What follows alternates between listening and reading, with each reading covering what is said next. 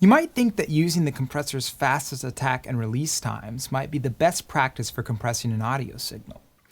While sometimes this is true, very fast attack and release times have their own set of potential problems, and you will often hear the compressor's character more apparently using faster settings. Too fast of an attack time can make a signal sound dull and shave off its attack. The difference between a 1 millisecond and a 5 millisecond attack on a snare drum can be very apparent in the bite of the transient, especially with more aggressive threshold settings.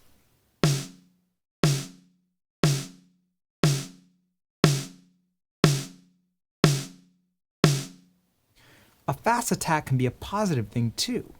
A super fast attack can mellow out a signal's transient so that they don't stick out of a mix. Consider an aggressive pick rake of an overstrummed acoustic guitar. A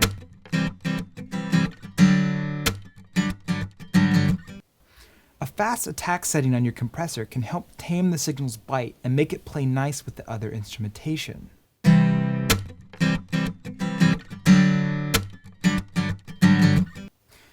Now let's talk about release times.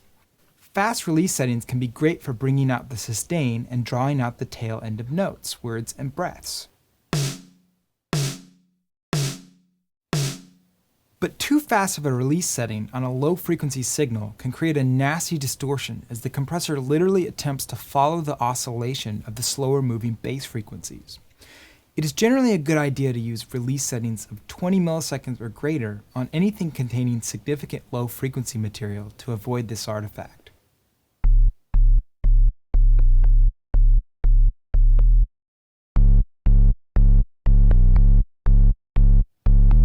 Remember, fast and slow in terms of attack and release is relative to the signal you are processing. A 50 millisecond attack on a vocal or bass may work great, but do absolutely nothing on a snare or bass drum hit that lasts only 100 milliseconds in total. When in doubt, use your DAW's time ruler to get a sense of how long a note or phrase actually lasts in milliseconds, or how much of a gap between notes you have to work with if you want the compressor to recover between each note or beat.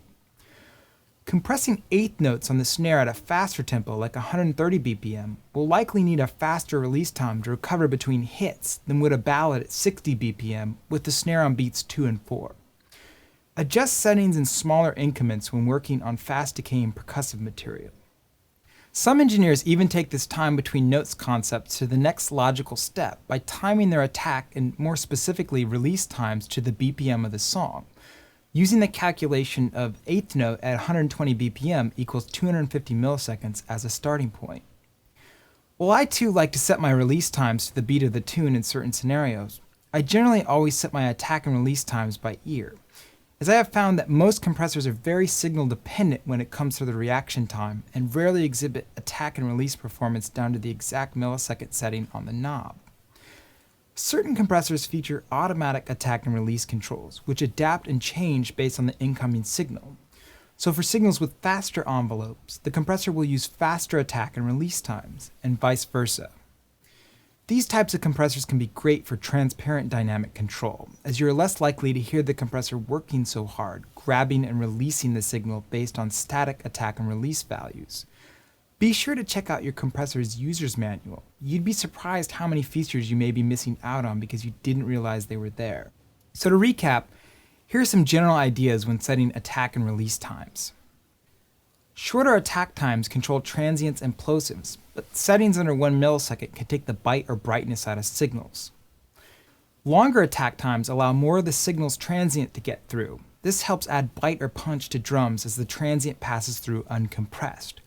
1 to 10 milliseconds on drums, or 10 to 50 milliseconds on non-percussive instruments. Shorter release times help inflate or add sustain to signals, but can cause breathing or pumping under heavier threshold and ratio settings. They can also lead to distortion on low-frequency content. Longer release times offer less compression artifacts, but compression may not recover fast enough to react to the next unique note or phrase. Because every signal is unique and every project has a unique tempo, feel, and energy level, learning to set the attack and release controls by ear using the basic behaviors I have outlined will be so much more beneficial to your mixes than trying to find prescribed settings on the web or with presets. Again, Think about what you want the signal to do for you in the context of your mix. Punchy, flat, firm, dynamic? What does the song need? I like punchy snare drums as much as the next guy, but they just don't work on every single song I mix. So I let the song guide my decision process right down to every attack and release setting and how they affect the other elements in the mix and the emotional delivery of the music.